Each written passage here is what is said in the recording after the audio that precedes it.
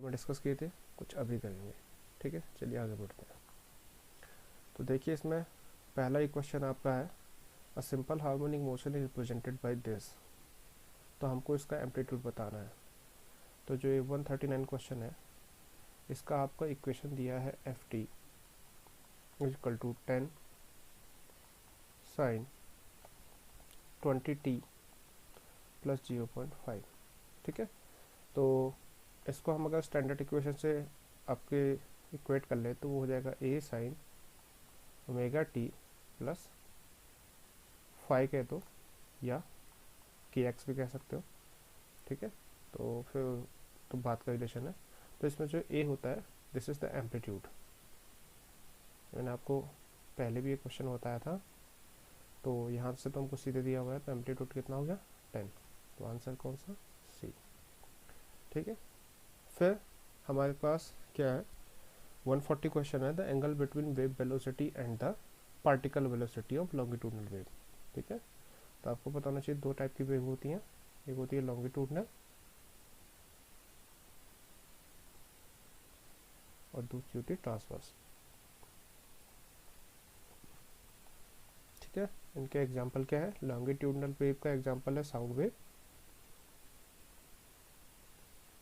और transverse wave का example है आपका लाइट। ठीक है, या ईएम वेव, ईएम। ठीक है, तो ये जो साउंड वेव होती है इसके बारे में आपको थोड़ा बहुत जानकारी तो होगी और लाइट वेव के बारे में भी जानकारी होगी। तो हमें इसकी फेस वेलोसिटी और वेव वेलोसिटी के बीच का क्या निकालना है, एंगल निकालना है। ठीक है, तो वेव वेलोसिटी और फेस वेलोसिटी का जो यहाँ पे एंगल होता है इट इज़ π/2 यानी कि 90 डिग्री। ठीक है, ये हमारे पास क्या है, ये एक थ्योरेटिकल टाइप का क्वेश्चन है, तो इसमें कोई ऐसा एज इट इज़ हमको आगे क्वेश्चन सॉल्व नहीं करना है। ठीक है, तो वैसे क्या कहते हैं, आपको पता भी होगा कि जब हम वेव ड्रॉ करते हैं तो it will be like that. ठीक है, तो लॉन्गिट्यूडनल वेव में यह हमारा पार्टिकल का आपका मूवमेंट हो जाता है। ठीक है, और ये आपका एक्स टी ग्राफ हो जाता है। ठीक है, और ट्रांसवर्स वेव में हमारी दो टाइप की वेव होती है, ये इलेक्ट्रिक कंपोनेंट और एक हम ऐसे पैरेलल दिखाते थे ना, ये मैग्नेटिक कंपोनेंट। तो ई जो होता है वो एम के परपेंडिकुलर होता है लॉन्गिट्यूडनल में, और इसमें तो हमारे पास एक ही वेव होती है। ठीक है, और जो हमारे पास पार्टिकल का जो मीडियम है वो राइट एंगल डायरेक्शन में होता है जिसमें वेव प्रोपोगेट करती है। तो ये π/2 90 डिग्री किसके लिए, लॉन्गिट्यूडनल में वेव वेलोसिटी और पार्टिकल वेलोसिटी के बीच में। ठीक है, फिर हमारे पास आ गया 141। तो इसमें बोल रहा है डेसिमल इक्विवेलेंट ऑफ 264। देखो अगर यहाँ पे डेसिमल इक्विवेलेंट ऑफ 264 बेस में 8 लिखा है, तो इसको कंफ्यूज मत होना। कभी कभी क्या है कि हम लोग कन्फ्यूजन में, ठीक है, कन्फ्यूजन में गड़बड़ कर देते हैं। ठीक है, तो हमको बेस इक्विवेलेंट 8 दिया हुआ है, तो यानी कि ऑक्टल का नंबर है। अब इस ऑक्टल के नंबर को हम किस में कन्वर्ट करेंगे, हम डेसिमल में करेंगे। तो कैसे करेंगे, सिंपल सा है, देखो आप 264 लिखो। ठीक है, इसके बेस पे 8 हो गया, यानी कि ऑक्टल हो गया। तो कैसे करते हैं, देखो 8 की पावर 0, ठीक है, मल्टीप्लाइड बाई 4 प्लस 8 की पावर 1 6 प्लस 8 की पावर 2 2। ठीक है, तो ये आपके 8 का प्लेस वैल्यू बढ़ता चला गया। तो ये आपका कितना आ गया, 2 multiplied 64 plus 6 multiply 8 plus 4 multiplied 1। तो ये आ गया आपका 180। ठीक है, लेकिन अगर इसको बाइनरी में कन्वर्ट करना होता, ठीक है, तो फिर इसको बाइनरी में कैसे कन्वर्ट करते हैं, 264 को अगर मैं कहता 264 बेस पे 8 है, हाँ, इसको अगर बाइनरी पे कन्वर्ट करना होता तो फिर मैं कैसे करता, जो 2 का जो बाइनरी इक्विवेलेंट है वो, 6 का जो बाइनरी इक्विवेलेंट वो, और 4 का जो बाइनरी इक्विवेलेंट होता है वो। तो 2 का बाइनरी इक्विवेलेंट 210 होता है, 6 का आपका 11 ये होता है, और आपका 4 का होता है, ठीक है। तो आपका जो टोटल नंबर बनता 264 का बाइनरी इक्विवेलेंट वो बनता, ठीक है। तो हमको ये बेस पे भी देखना होता है, जैसे बेस 8 है तो हम 8 से करेंगे इसको, ठीक है। तो ये 180 आ गया इसका आंसर, ठीक है। तो इसका आंसर हो गया आपका 180, A is the right answer, ठीक है। अच्छा, अब है क्वेश्चन नंबर 142, ठीक है। तो ये आपको पूछ रहा है कि सेंटर ऑफ ग्रेविटी होती है किसी ट्राइंगल की, वो क्या होती है अगर 3 पार्टिकल वर्टिसेस पे है तो, ठीक है। तो अगर मेरे पास ये लेट से कोई पार्टिकल है, ठीक है, ये इसके 3 वर्टिसेस हैं, तो 3 वर्टिसेस से आप 3 मीडियन खींच लो, ठीक है। तो जहाँ पे ये मीडियन क्या होते हैं, इंटरसेक्ट होते हैं, वो होता है आपका सी जी, सेंटर ऑफ ग्रेविटी। तो लेट से ये ए है, ये बी है, ये सी है और ये ओ है, तो सेंटर ऑफ ग्रेविटी कहाँ पे होगी, सी जी एट ओ। तो इसको सिंपली क्या कहते हैं, इसको कहते हैं सेंट्रॉइड, ठीक है। तो किसी भी ट्राइंगल के लिए आप सी जी निकालते हो तो वो कहाँ पे होगी, सेंट्रॉइड पे होगी, अगर 3 particles are placed at the vertices of the triangle, ठीक है। तो ये भी सिंपल लॉजिक का सवाल है। फिर आपका 143, path of projectile in vacuum. तो वैक्यूम में जो प्रोजेक्टाइल का पाथ है वो क्या होगा, ठीक है। तो आई थिंक वैक्यूम का तो मतलब प्रोजेक्टाइल का तो हमेशा पाथ पैराबोला ही होता है, चाहे वो फिर वैक्यूम में हो चाहे वो किसी दूसरे मीडियम पे हो, तो आई थिंक इसका पैराबोला ही होगा, ठीक है। आई कुड बी रॉन्ग, ठीक है। अगर आपको इसके से रिलेटेड या इसका सही आंसर पता है तो मुझे बताइएगा, वैसे पैराबोला ही होता है, पाथ प्रोजेक्टाइल का हमेशा पैराबोला ही होगा, ठीक है।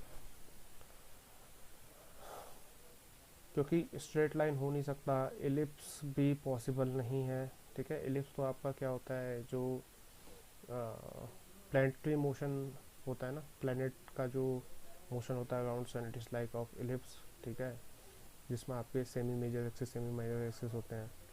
और सर्कल भी थोड़ा यहाँ पे ठीक सा नहीं लग रहा है, ठीक है। सर्कल आपका सर्कुलर पाथ, सेंट्रीपिटल फोर्स, इन सब चीज़ के लिए ज़्यादातर होता है, तो पैराबोलिक ही पाथ होता है। आपने देखा होगा ना, तो प्रोजेक्टाइल के क्वेश्चन आपने किए होंगे, तो ऐसे करके प्रोजेक्टाइल बनता है, ठीक है। चलिए ठीक है। 144, देखो अब हमारे पास कोई 2 मासेस हैं, ठीक है।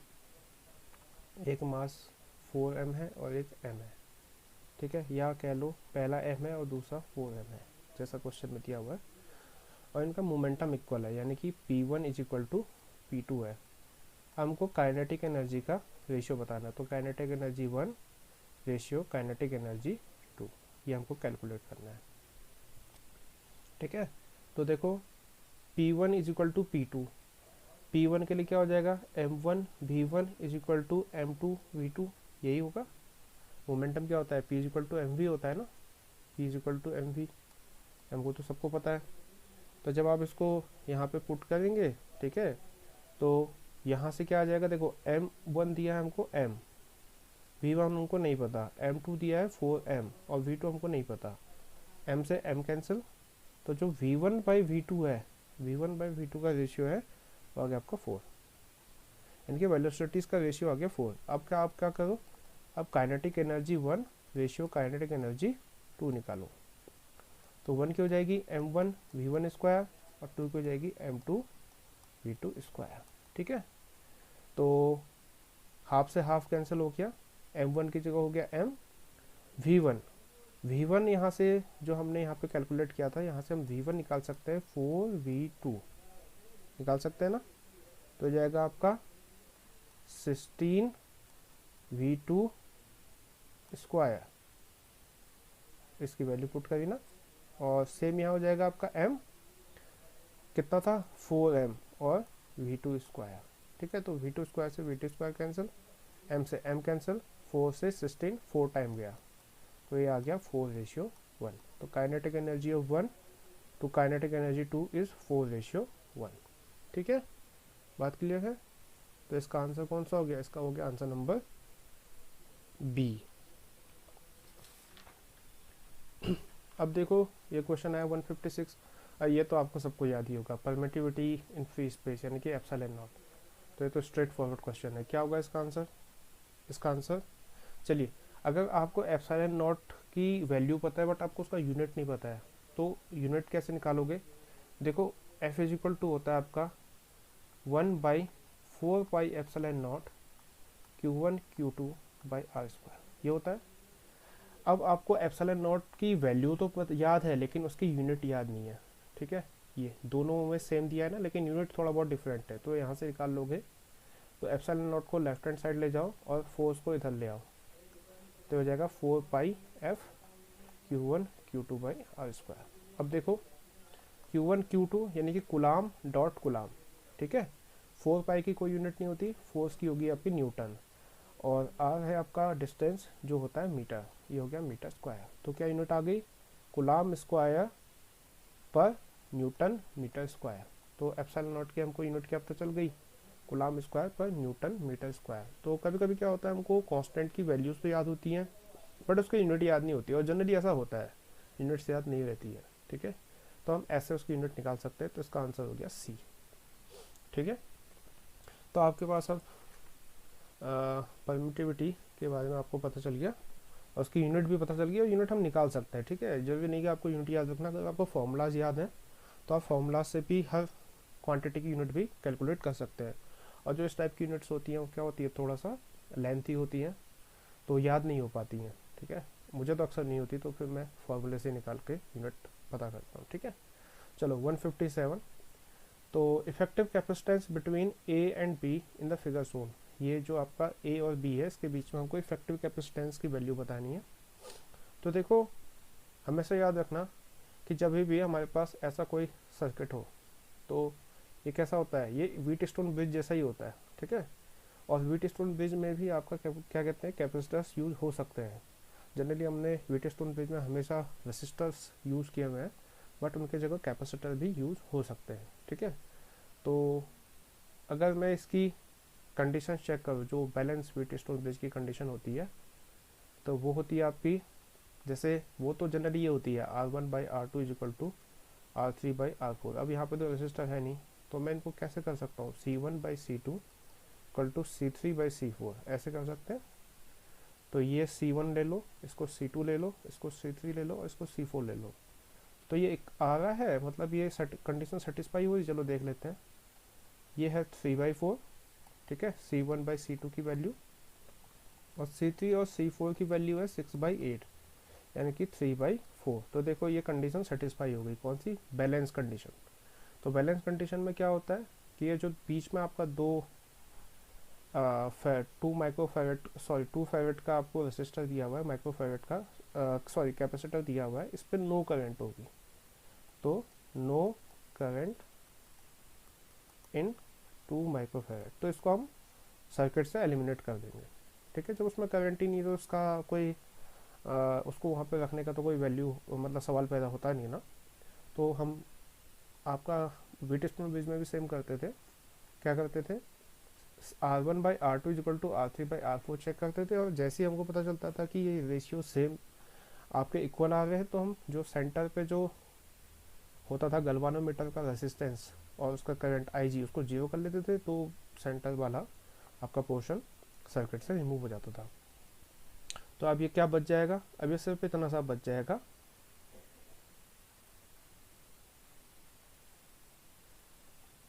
अब आप इसको इजीली कर सकते हो।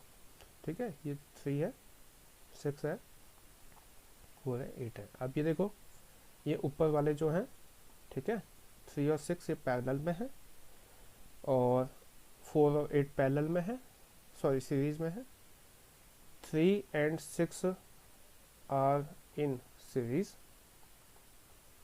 और 4 and 8 आर इन सीरीज। तो जब 3 और 6 सीरीज में आए तो इनका इक्विवेलेंट कितना आ जाएगा, इनका इक्विवेलेंट आ जाएगा आपका 1/3 + 1/6 इज इक्वल टू, ये आ जाएगा 2। ठीक है, तो लेट से ये आ गया आपका C5, ठीक है। ऐसे ही C6 निकाल लोगे, 1/4 प्लस 1/8, तो ये आ गया आपका अराउंड 8/3। आपको पता होगा, इसको रिवर्स करते हैं, फिर 1/C5 की वैल्यू होती है। फिर ये दोनों सीरीज में है, ये दोनों पैरेलल में है, जो इनके हमारे इक्विवेलेंट आए। तो कैपेसिटर पैरेलल में कैसे जुड़ते हैं, कैपेसिटर पैरेलल में ऐसे जुड़ते हैं। तो यह आ गया आपको 14/3 माइक्रोफैराड, ठीक है। तो अगर जिसको याद नहीं है तो एक बार फिर से बता देता हूँ। कैपेसिटर जब सीरीज में जुड़ते हैं तो उनका इक्विवेलेंट ये होता है, जैसा हम रेसिस्टर के पैरेलल में करते थे। और कैपेसिटर जब पैरेलल में होते हैं तो वो ऐसे जुड़ते हैं, C1 प्लस C2, जैसे रेसिस्टर सीरीज में जुड़ते थे। ये जस्ट उसके क्या होते हैं, जस्ट उसके जैसे जस्ट अपोजिट्स फॉर्मूलाज होते हैं, ठीक है। तो इसका आ गया 14/3 माइक्रोफैराड, यानी कि आंसर नंबर डी, ठीक है। तो ये भी सबको समझ में आ गया होगा आई थिंक। चलिए आगे बढ़ते हैं। तो देखो यहाँ पे क्वेश्चन दिया हुआ है, ठीक है, स्पेसिफिक रेसिस्टेंस। ये यहाँ पे आई थिंक कुछ एक ये पेपर में थोड़ा सा ये पोर्शन शायद से हट गया होगा, तो मैं इसको बता देता हूँ। ये मैग्नीन का जो स्पेसिफिक रेजिस्टेंस है, ये मैंने हिंदी वाला जो पोर्शन था उससे देखा, तो ये 50 लिखा हुआ था, 50 cross 10⁻⁻8 Om metre.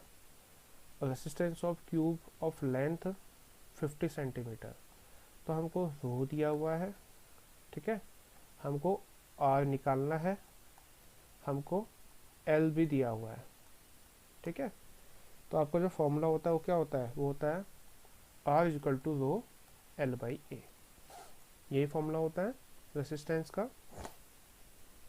Resistance is equal to specific resistivity L/A, या specific resistivity equal to RA/L, जैसा आप लिखना चाहो, ठीक है। तो अब हमको रो की वैल्यू दी हुई है 50 क्रॉस 10⁻⁻8, ठीक है।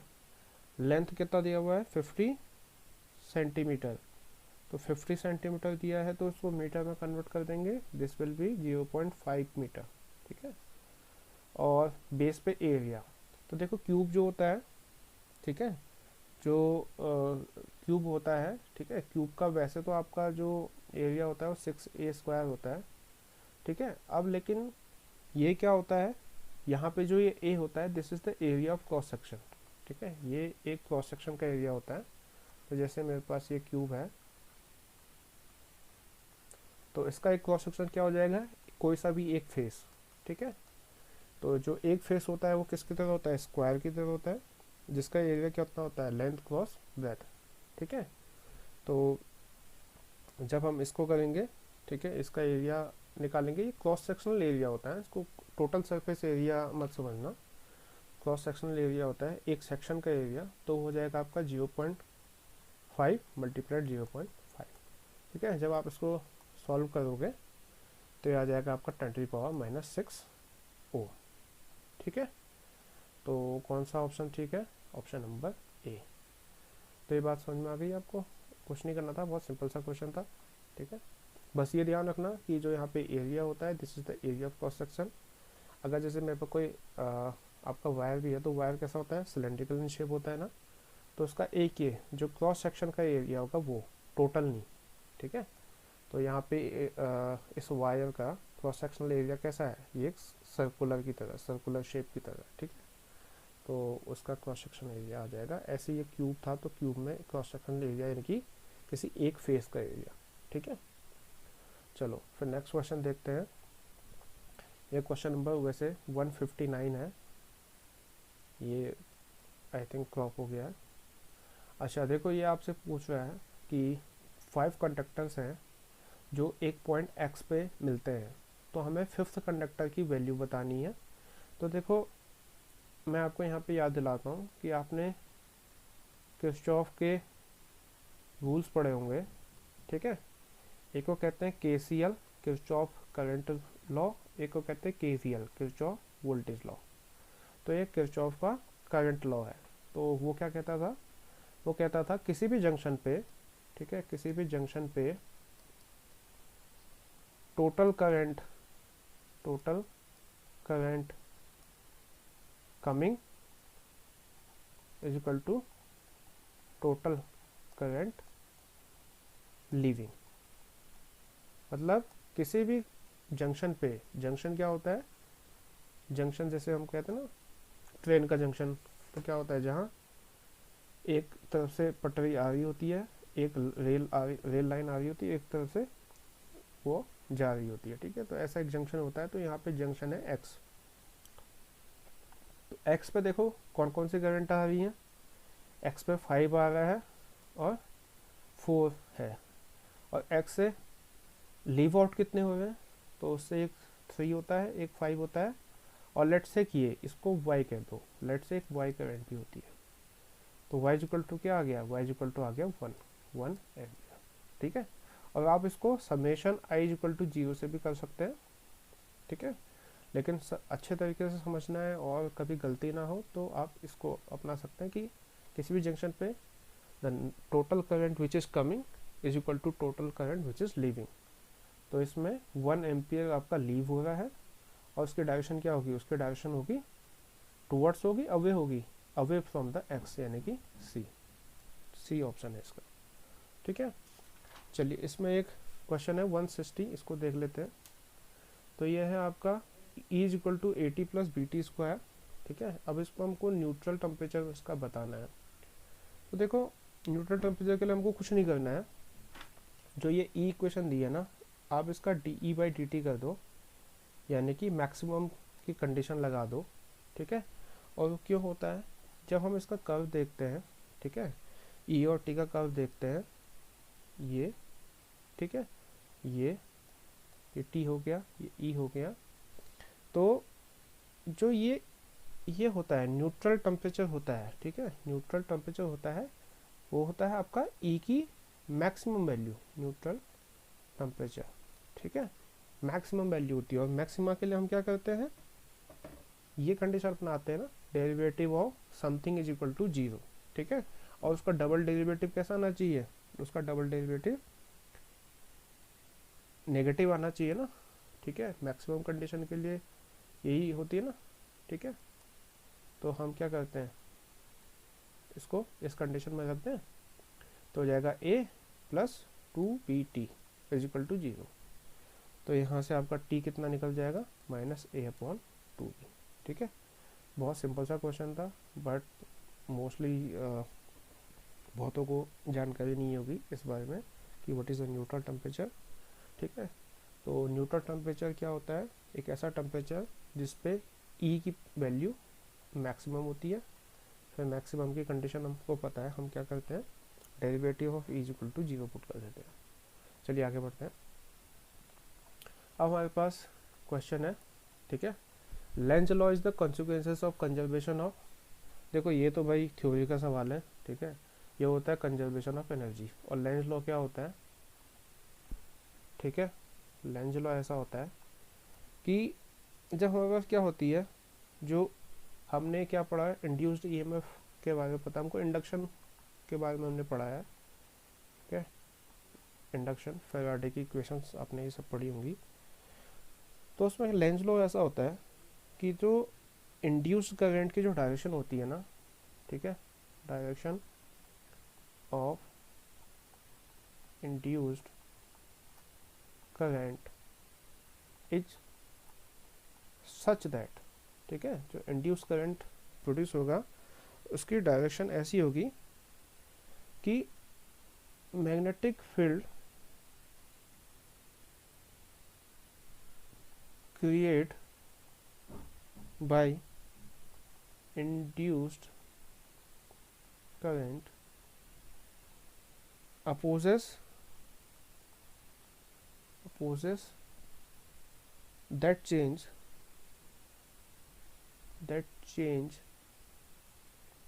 which is responsible for it, ठीक है। तो इंड्यूस करंट की डायरेक्शन कुछ ऐसी होती है कि वो उसी कंडीशंस को अपोज करती है जिससे वो प्रोड्यूस हुई है, मतलब जो उसके प्रोडक्शन के लिए रिस्पॉन्सिबल है, ठीक है। आप इसको ज़्यादा पढ़ना चाहेंगे तो आप इंडक्शन आप इंडक्शन चैप्टर खोलिएगा, उसमें लेंस लॉ देख लीजिएगा, ठीक है। और ये इतना टफ नहीं है, ठीक है। आपने पढ़ा होगा इसमें कि जब हम मैग्नेट को किसी लूप के पास लाते हैं तो लूप का जो एंड पॉइंट है वो कभी साउथ की तरफ बिहेव करता है, कभी नॉर्थ की तरफ बिहेव करता है, तो ये वही चीज़ है। तो ये कॉन्सिक्वेंसेस है आपका एनर्जी कंजर्वेशन का। फिर आपका average power dissipated in the pure inductance, ठीक है। ये जो क्वेश्चन था आपका, ये क्वेश्चन था आपका 177, यहाँ पे ये निकल गया। और इससे जो पहले वाला था ये था 176। मैं इस पेपर की पीडीएफ भी आपको दे दूँगा नीचे डिस्क्रिप्शन बॉक्स में, ताकि आपको क्वेश्चंस देखने में कठिनाई ना हो। तो देखो, इंडक्टर की जो एवरेज पावर होती है, ठीक है, पी एवरेज, वो हमेशा 0 होती है, ठीक है। और इंडक्टर की क्या, कैपेसिटर के लिए भी पी एवरेज 0 होता है, ठीक है। याद रखना, इंडक्टर और कैपेसिटर, ठीक है। तो वैसे तो जो आपका पी आता है ना, जो इसका पावर आती है, उसकी वैल्यू आती है आपकी -Im/VM/2, ठीक है। और ये आता है sin 2ωt, ठीक है। अब जब मैं एवरेज की बात करता हूँ तो मैं इसका एवरेज निकालूंगा, और आपको पता होना चाहिए कि साइन का एवरेज हमेशा 0 होता है ओवर ए कंप्लीट साइकिल, तो ये आ जाता है 0। तो सेम कैपेसिटर में भी, इंडक्टर में भी आपकी एवरेज पावर तो 0 आती है हमेशा, ठीक है। तो ये याद रख लेना। अच्छा, 178, ये 178 है, ठीक है। तो अल्टरनेटिंग करंट हमको निकालनी है जिसका आरएमएस वैल्यू 10 दिया हुआ है, ठीक है। तो RMS root mean square value होती है, उसको हम लिखते हैं ऐसे, जिसमें आई नॉट होती है आपकी मैक्सिमम वैल्यू, ठीक है, जिसको एम्पलीट्यूड भी कहते हैं। यहाँ पे जो मैंने IM/VM लिखा था ना, ये भी क्या है, आरएमएस वैल्यू थी, रूट मीन स्क्वायर वैल्यूज, ठीक है। रूट मीन स्क्वायर वैल्यूज हमेशा मैक्सिमम वैल्यू से थोड़ा सा कम होती हैं, कितना, डिवाइडेड बाई √2। तो हमको V निकालना है, ठीक है। V इक्वल टू आपको पता है IR, तो यहाँ पे I0R, और I0 क्या है, IRMS√2, ठीक है। और सॉरी, यहाँ पे मल्टीप्लाइड में R, ठीक है। तो RMS की वैल्यू दी है 10, फिर आपका √2, और R की वैल्यू दी है 12। तो जब आप इसको सॉल्व करोगे तो 10 मल्टीप्लाइड बाई √2 मल्टीप्लाइड बाई 12, तो इट विल बी 169.68 वोल्ट, ठीक है। तो ये आ गया आपका कौन सा आंसर, नंबर C। तो इस पर बस ध्यान रखना, और अगर आप इसको पढ़ना चाहो तो अल्टरनेटिंग करंट करके एक चैप्टर होता है फिजिक्स में, आप उसको जाके देख सकते हैं। वहाँ पे आपको पहले आपको कुछ ऐसे टॉपिक्स मिलेंगे जिसमें इंडिविजुअल रेसिस्टर, इंडक्टर, कैपेसिटर के अक्रॉस जब AC वोल्टेज देते तब क्या होता है। फिर आपने एक पढ़ा होगा LCR सर्किट, आप उसके बारे में पढ़ेंगे, ठीक है। तो ये सब चीज़ें वहीं की हैं। आपका एवरेज पावर निकालना, इंडक्टर का एवरेज पावर निकालना, कैपेसिटर